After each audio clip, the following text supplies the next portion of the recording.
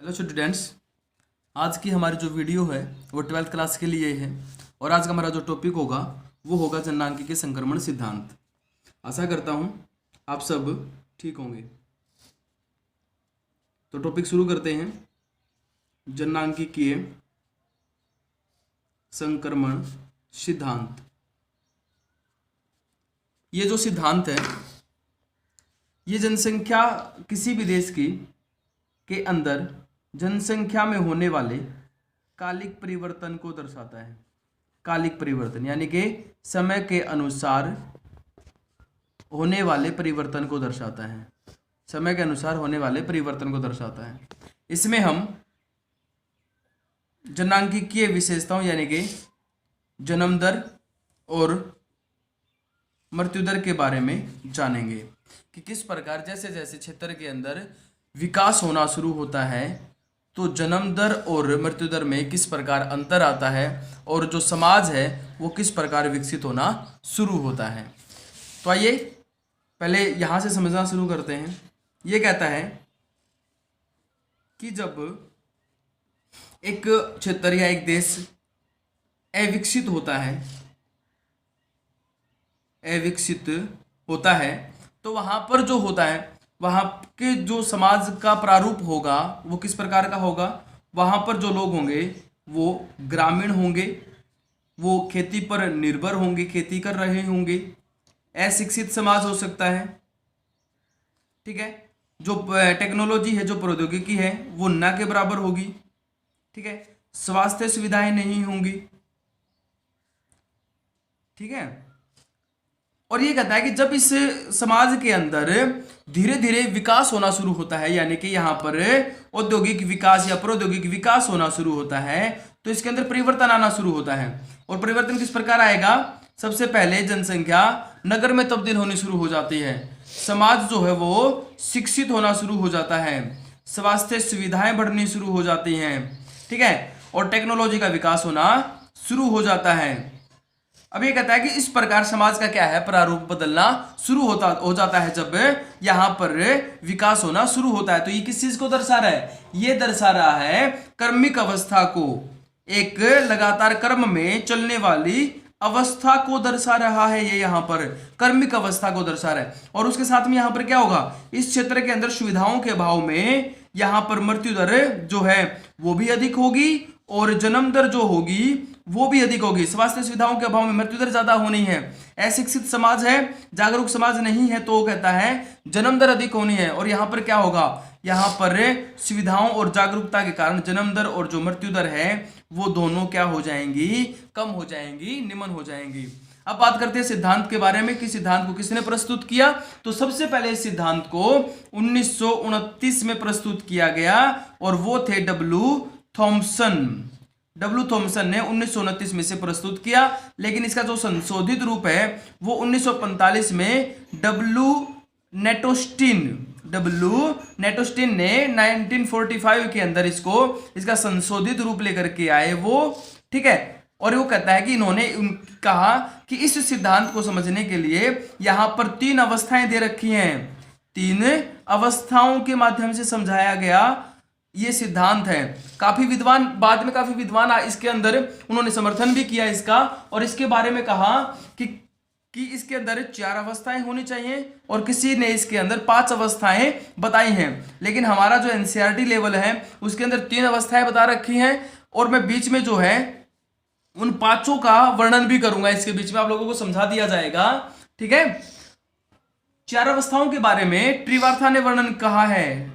ट्रिवार्था जो है उन्होंने कहा है, ट्रिवार्था और एक साक्स महोदय थे, उन्होंने कहा कि भाई 4 अवस्थाएं होनी चाहिए। और उसके साथ में कहता है एक जो ब्लैकर और जो पीटर कॉम्स जो महोदय थे उन्होंने इसकी 5 अवस्थाओं का वर्णन किया है। लेकिन थॉमसन और नेटोस्टिन ने इसकी 3 अवस्थाएं मानी है। तो अब अपनी अवस्थाओं को शुरू करते हैं। उम्मीद करता हूं कि यहां तक आप लोगों को समझ में आ गया होगा। अब इसे ध्यान से सुनिएगा आगे। सबसे पहले हम बात करते हैं प्रथम अवस्था की। भाई प्रथम अवस्था में कहता है कि इस अवस्था में जब कोई देश प्रवेश कर रहा होता है उस समय वो देश जो होता है वो अविकसित होता है। वहां पर जो आर्थिक विकास होता है वो न के बराबर होता है, ना ही वहां पर कोई औद्योगिक विकास होता है। ठीक है, और इसके अंदर ये कहता है कि यहां पर जो जन्म दर होगी और मृत्यु दर है वो दोनों की दोनों अधिक होंगी। जन्म दर भी अधिक होगी और मृत्यु दर भी जो है वो अधिक होगी। ठीक है, यहां पर इसका कारण क्या है, कारण के बारे में अगर हम जानना चाहें कि इसका कारण क्या है, कारण है यहां पर एक तो महामारी, ठीक है, भूखमरी, लोगों का अशिक्षित होना, ठीक है, और उसके साथ में लगातार लोगों को सुविधाओं का ना मिलना। इनके कारण क्या हो रहा है, इनके कारण मृत्यु दर जो है वो अधिक होती है, मरने वालों की संख्या यहां पर अधिक है। और उसकी पूर्ति कहां से की जाती है, मरने वालों की संख्या की जो पूर्ति की जाती है वो कहां से की जाती है, वो पूर्ति की जाती है जन्म दर के द्वारा, यानी कि प्रजननशीलता के द्वारा इसकी पूर्ति की जाती है। उन्हें पता है कि अगर मान लीजिए जो उन्हें पता है कि कम से कम अगर अब 10 ने जन्म लिया तो उसके अंदर 5 मरने वाले हैं, तो पहले क्या करते हैं, उसकी पूर्ति किससे करते हैं, जन्म दर से करते हैं, यानी कि 10 को जन्म दिया जाता है, यानी कि अधिक जन्म लेंगे तो उनके अंदर से कुछ बच जाएंगे। इस कंसेप्ट, इस विचार के द्वारा ये चलते हैं। जो समाज होता है यहाँ का, जब कोई देश इस अवस्था के अंदर से गुजर रहा होता है तो वहां पर जन्म दर भी अधिक होती है और मृत्यु दर भी अधिक होती है। कारण है महामारी, भूखमरी और उसके साथ में कहता है सुविधाओं का अभाव।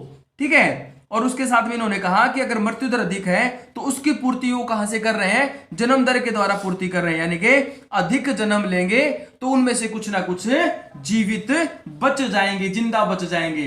अगर अब एग्जांपल के तौर पे देखें तो 1998 के अंदर, 1998 के अंदर एक अफ्रीकन कंट्री है नाइजर, ठीक है, उसके अंदर विश्व की सबसे, उस समय की सबसे अधिक जन्म दर हुआ करती थी 53 प्रति हजार। ठीक है, 53 प्रति हजार जन्म दर थी वहां पर, और मृत्यु दर उस समय थी वहां पर 23.4 प्रति हजार। तो यानी कि उन्हें पता था कि इतने मरने वाले हैं, तो क्या कर रहे थे, उसकी पूर्ति जन्म दर से कर रहे थे। तो प्रत्येक जो समाज है वो इसी प्रकार अपनी पूर्ति इसमें कर रहा होता है। और यहां पर अगर हम देखें इस अवस्था के अंदर, तो इस अवस्था में जो जीवन प्रत्याशा जो होती है वो बहुत कम होती है, जीवन प्रत्याशा कम होती है। अब जीवन प्रत्याशा क्या होता है, जीवन प्रत्याशा होता है जीवन जीने की औसतायु, ठीक है, उसको जीवन प्रत्याशा कहते हैं। तो यहां पर क्या है, जीवन प्रत्याशा भी बहुत कम होती है, यानी कि जो लोगों की जो मृत्यु होती है वो 35 से 40 के बीच में हो जाती है। ठीक है, जीवन जीने की जो औसत आयु है, अब हमारे जीवन जीने की औसत आयु क्या चल रही है, 65 से 70 साल के बीच में। ठीक है, और पहले 35 से 40, यानी कि यहां पर कोई किसी प्रकार का कोई विकास नहीं हुआ है। और अगर हम बात करें तो आज से 300 साल पहले तक विश्व के सभी जो देश हैं वो सभी देश इसी अवस्था के अंदर से गुजर रहे थे। ठीक है, अब बात करते हैं हम अपनी दूसरी अवस्था पर आते हैं भाई।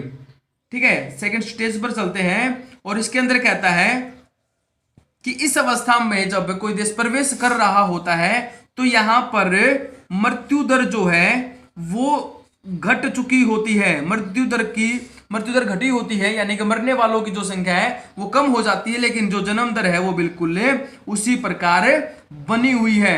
ठीक है, जन्म दर बिल्कुल उच्च रहेगी, यानी कि अधिक रहेगी। ठीक है, मृत्यु दर घटने का कारण क्या है कि जब इस अवस्था के अंदर कोई भी देश प्रवेश कर रहा होता है तो उस समय वो स्वास्थ्य सुविधाएं वहां पर आ चुकी होती हैं। ठीक है, समाज शिक्षित होना शुरू हो जाता है, लोगों के पास टेक्नोलॉजी आ जाती है, और साथ में यानी कि हरित क्रांति आने के कारण यहाँ पर खाद्यान्न उपलब्ध होने लग जाते हैं, यानी कि लोगों को भोजन मिलना शुरू हो जाता है, खाना समय पर मिलना शुरू हो जाता है। उसके चिकित्सा सुविधाओं के कारण, स्वास्थ्य सुविधाओं के कारण यहाँ पर मरने वालों की संख्या के ऊपर कंट्रोल कर लिया जाता है, लेकिन जन्म दर अधिक होती है, क्योंकि अभी तक समाज का एक साइकोलॉजी बनी हुई है कि हमें तो परिवार जो है वो बड़ा चाहिए। तो उस बड़े परिवार का जो कंसेप्ट है वे लोग अभी उसको नहीं खत्म कर पा रहे हैं। तो इसीलिए कहता है कि जब इस अवस्था के अंदर कोई देश प्रवेश कर रहा होता है तो वहां पर जन्म दर अधिक होती है और मृत्यु दर जो होती है वो धीरे धीरे कम होनी शुरू हो जाती है।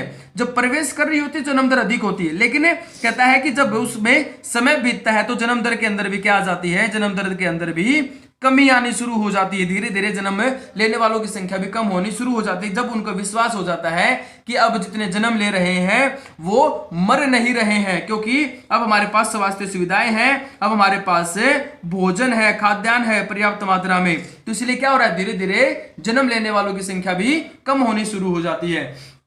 इस अवस्था को 3 हिस्सों में बांटा जाता है। हमने पढ़ा था ना कि 5 भाग बताए गए हैं, तो इसी अवस्था को 3 हिस्सों में बांट दिया गया है। कहता है कि अगर इसमें पहले देखेंगे हम, तो पहले होगा कि मृत्यु दर जो होगी वो भी धीमी होगी, मृत्यु दर धीमी होगी लेकिन इतनी अधिक नहीं होगी, लेकिन यहां पर जन्म दर जो होगी वो अधिक होगी। ठीक है, अगर हम इसके अंदर अनुमान लगाएं तो कहता है इसमें 35 प्रति हजार, यानी कि 1000 के ऊपर जन्म लेते हैं 35, लेकिन मरने वालों की संख्या क्या हो जाएगी, मरने वालों की हो जाएगी 20 प्रति हजार। ठीक है, इस अवस्था के अंदर तो क्या है, यहां पर देखिए मरने वालों की संख्या 20 पर आ गई है और जन्म लेने वालों की संख्या 35 पर है, जन्म दर अधिक हो गई और मृत्यु दर कम हो गई है, तो यहां पर क्या होगा, जनसंख्या में वृद्धि होगी। ठीक है, और अचानक से जनसंख्या के अंदर विस्फोट होना शुरू हो जाएगा, जनसंख्या में विस्फोट होना शुरू हो जाता है। ठीक है, फिर उसके बाद कहता है जब हम इसके दूसरे प्रकार के अंदर चले, यानी कि इसी अवस्था को एक और में बांटे हम, तो इसमें कहता है यहां पर जो है वो जन्म दर भी धीरे धीरे कम होनी शुरू हो जाती है, और वो जन्म दर होती है 35 से 17 से 18 प्रति हजार पर आ जाती है। यहां पर 35 प्रति हजार थी, यहां पर कितने पे आ जाती है, 17-18 प्रति हजार। और मृत्यु दर जो होती है वो कितनी आ जाती है, वो आ जाती है 13 से 14 प्रति हजार पर आ जाती है। यानी कि यहां पर क्या है, यहां पर भी जनसंख्या में वृद्धि हो रही है, लेकिन वो मंद गति से हो रही है, मंद गति से यहां पर क्या है, जनसंख्या में वृद्धि हो रही है। और जब हम इसका तीसरा रूप बनाए तो वहां पर क्या होता है, वहां पर कहता है कि जन्म दर और जो मृत्यु दर होती हैं वो दोनों की दोनों बिल्कुल निम्न हो चुकी होती हैं।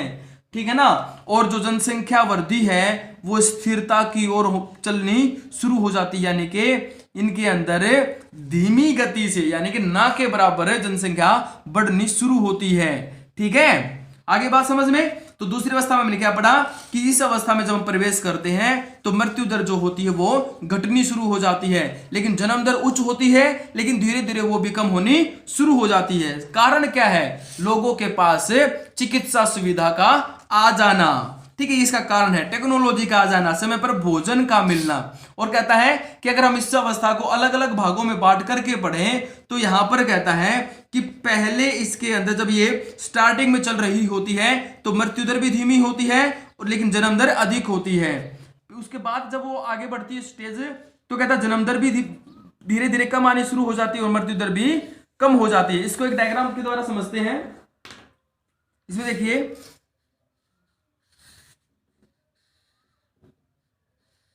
ये हो गई अपनी फर्स्ट स्टेज भाई, और इसमें कहता है इसके अंदर जन्म दर भी उच्च है और मृत्यु दर भी उच्च है, लेकिन कहता है कि जब इसको हम दूसरी अवस्था में प्रवेश कर रहे होते हैं तो दूसरी अवस्था में जब प्रवेश करती है तो मृत्यु दर जो होती है वो धीमी यानी कि निम्न होने शुरू हो जाती है, लेकिन अभी जो जन्म दर है वो उच्च बनी हुई है। ठीक है, ये इसका पहला पार्ट हो गया सेकंड अवस्था का। ठीक है, सेकंड जो स्टेज है हमारी उसका पहला पार्ट क्या है कि मृत्यु दर तो कम आ गई है, कम कितनी बोला था, इसमें बताया गया था 20 प्रति हजार हो गई है, लेकिन जन्म दर भी क्या है वो 35 प्रति हजार है। ठीक है, लेकिन कहते हैं इसी अवस्था में जब वो आगे बढ़ती है तो जन्म दर जो होती है वो भी कम आनी शुरू हो जाती है। ठीक है, और मृत्यु दर और धीमी हो जाती है। ठीक है, मृत्यु दर जो जन्म दर है वो 17 से 18 प्रति हजार हो जाती है, और जो जन्म दर 17 से 18 हो जाती है और मृत्यु दर 13 से 14 प्रति हजार हो जाती है। और कहता है कि जब इस अवस्था के तीसरे भाग को बांटे, हम सेकंड स्टेज के बारे में पढ़ रहे हैं हम, देखिए, और यहां पर कहता है कि जब ये तीसरी सेकंड स्टेज के अंदर जब इसके तीसरे टाइप को जानने की कोशिश करें तो यहां पर कहता है कि जन्म दर और मृत्यु दर जो है वो बिल्कुल निम्न हो जाती है, और इस निम्न अवस्था के साथ ये क्या करती है, ये तीसरी अवस्था में थर्ड स्टेज के अंदर प्रवेश कर जाती है, यानी कि वो देश अब किस में प्रवेश कर गया, थर्ड स्टेज में प्रवेश कर गया है। ठीक है, तो उम्मीद करता हूं इस डायग्राम के माध्यम से आप जो है यहां तक समझ गए होंगे। अब हम थर्ड स्टेज के बारे में जानते हैं भाई।